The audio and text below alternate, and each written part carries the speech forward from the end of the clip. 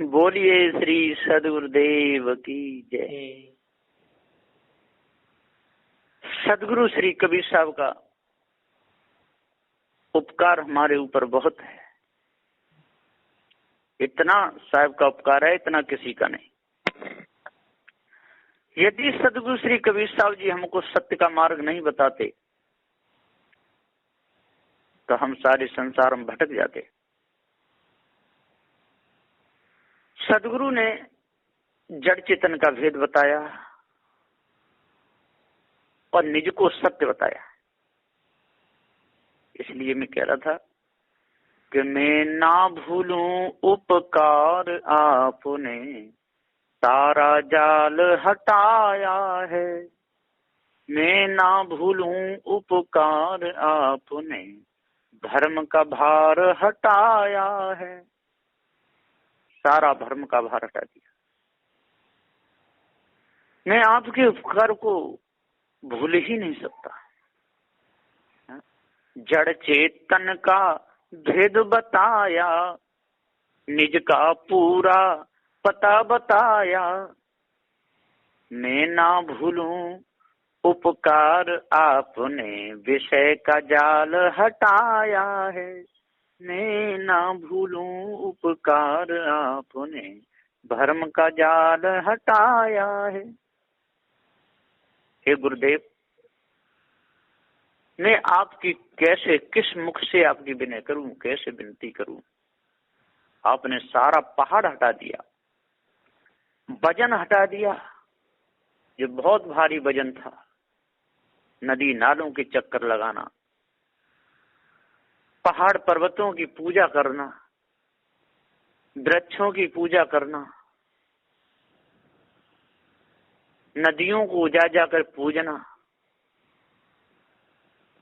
सूर्य पर नहा धोकर के लोटा चढ़ाना, कितना बड़ा वजन था।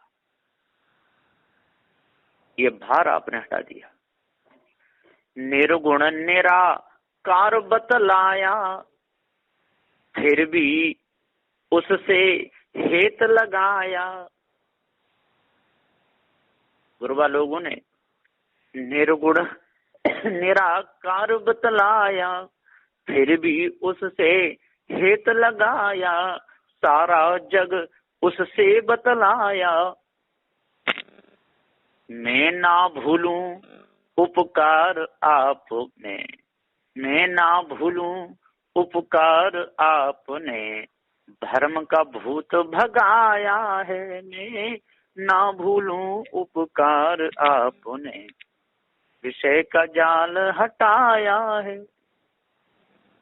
मैं आपका उपकार नहीं भूल सकता।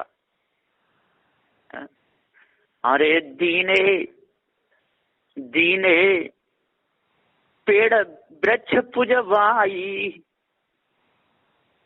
दीने पेड़ वृक्ष पुजवाई। और क्या पशुओं की पूजा करवाई। दीने पेड़ वृक्ष पुजवाई, पशुओं की पूजा करवाई। मल से देते तिलक लगाई। गाय का गोबर लेकर के तिलक भी कर देते हैं, वो मल है। मल से देते तिलक लगाई। मैं ना भूलूं उपकार आपने, पारक ज्ञान कराया है। मैं ना भूलूं उपकार आपने, धर्म का जाल हटाया है। मैं आपका उपकार भूल नहीं सकता। आपका बहुत बड़ा उपकार है। हा? अरे सबको आपने सत्य जनाया,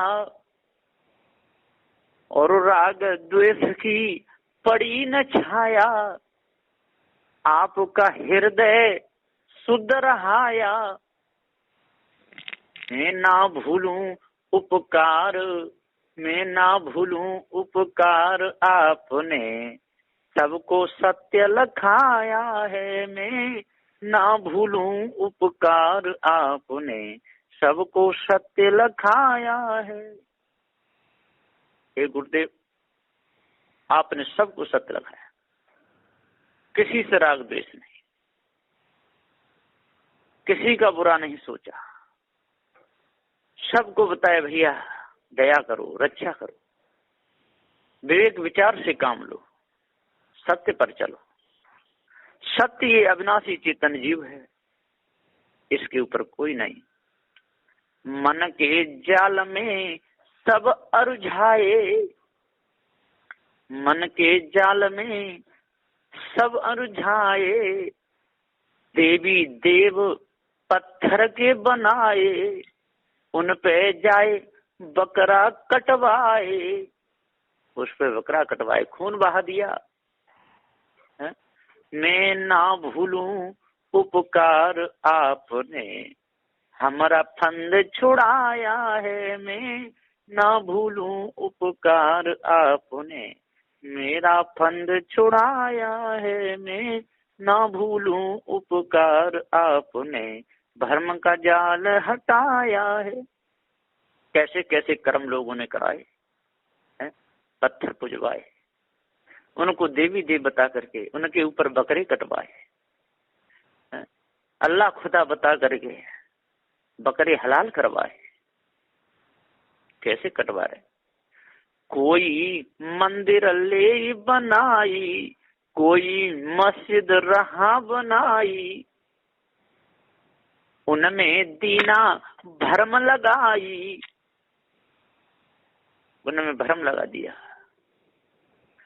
पशुओं की वहां बलि चढ़वाई, मैं ना भूलूं उपकार आपने, मैं ना भूलूं उपकार आपने, हिय में वास कराया है। मैं ना भूलूं उपकार आपने, हिय में वास कराया है। मैं ना भूलूं उपकार आपने, भरम का जाल हटाया है।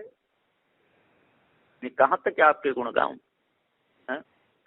हाँ, आचार महान गुरु मोहि पाए, आचार महान गुरु मोहि पाए, जग का सारा हाल बताए, जग का सारा हाल बताए, इस ब्रह्म का भ्रम मिटाए।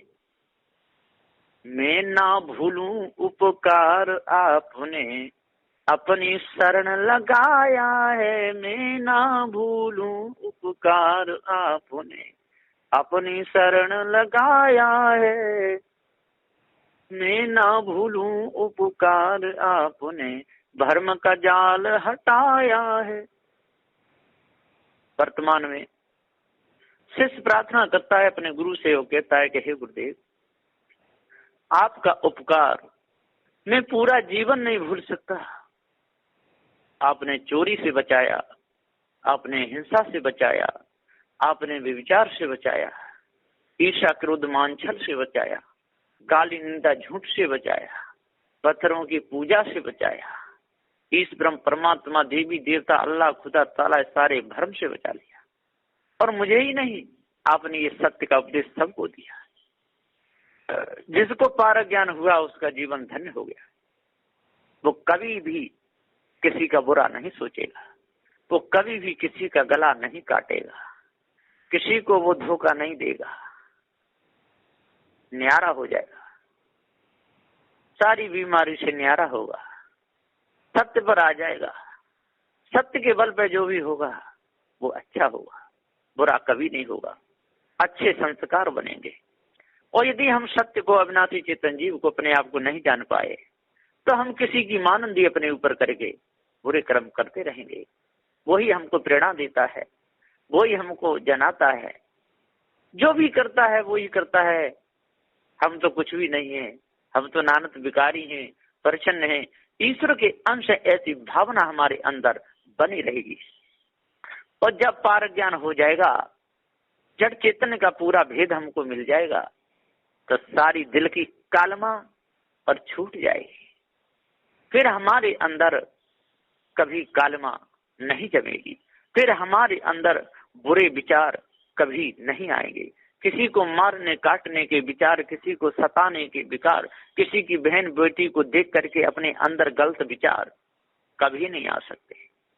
फिर हमारे अंदर पवित्रता आ जाएगी, हमारे अंदर की जो कमी है वो सारी दूर होगी।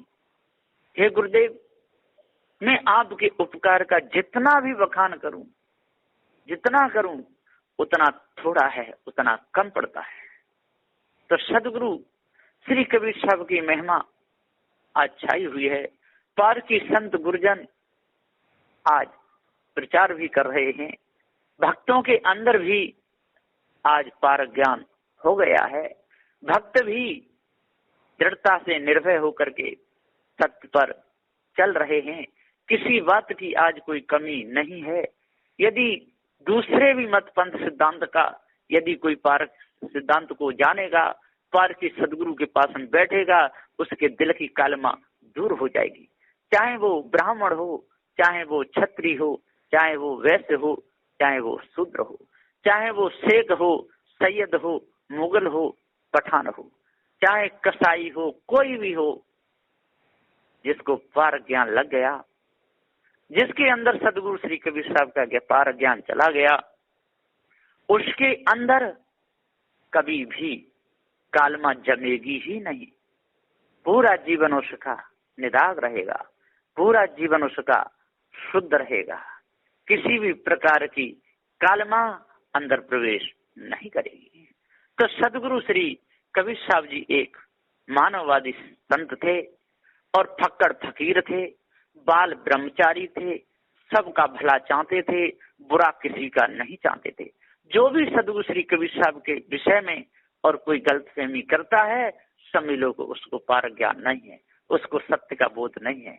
आज भाइयों, सदगुरु श्री कबीर साहब के ज्ञान को समझो, अपने हृदय में उतारो, आपका मन निर्मल होगा, मन के जाल से आप छूट जाओगे, धर्म के जाल से आप बच जाओगे, विषयों के जाल से छूट जाओगे, आपके अंदर काटने मारने की भावना नहीं आएगी।